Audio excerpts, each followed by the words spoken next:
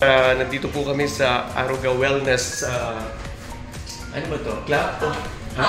Akala ko club. Yeah. Oo.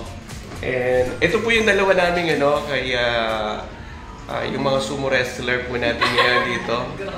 Highly recommended po, ang galing po nila. Alam po nila kung nasan yung mga lamig-lamig sa katawan. Kulang na lang po magdala kami ng yelo. Yan. Salamat din po kay ate. Ate, kami naman dyan. Ate, ba't nagtitipid kayo, no? Yun. Akala ko nagtitipid sila. Akala ko hindi na pala nakakabayad ng Mirago katulad namin. Nakabayad naman pala. Ate, ba't nasa behind the scene ka? Behind the camera.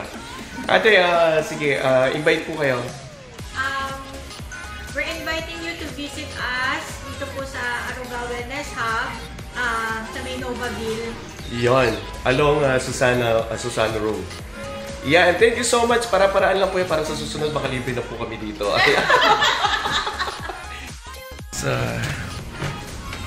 Gusto lang namin i-pamper yung sarili po namin. And kasama ko yung aking wife. Magpapagulpi lang po kami sa mga bouncer dito sa Aruga Spa and Massage.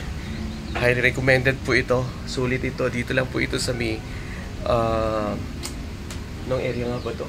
Along Susana Road, malapit sa may 7-Eleven. Actually, tapat ng 7-Eleven. So guys, Novaville yung subdivision. So guys, kita-kita tayo. Then, pagka nakauwi po kami, magaling silang mag-massage. Pag di kami nakauwi, alam nyo na. Yun na yung ate? Si Ate Pe, alam ko na to. Si Ate Pe, tsaka si May, hanapin nyo po ito. Kung marami kayong lamig sa katawan, ako magsasabi sa inyo, pag labas nyo po dito, nakakalakad pa kayo, ibig sabihin yung maganda. Pag hindi na kayo nakakalakad, alam na. Nasobrahan po kayo, nasobra.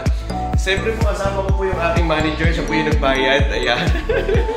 Thank you so much po. Ganyan mo. Si Ate Len po, maraming salamat. Alam niyo po, napakalayo po namin. Lumayo pa po kami dito. Yes, all the way from Amaya. Layo. Layo namin, di ba?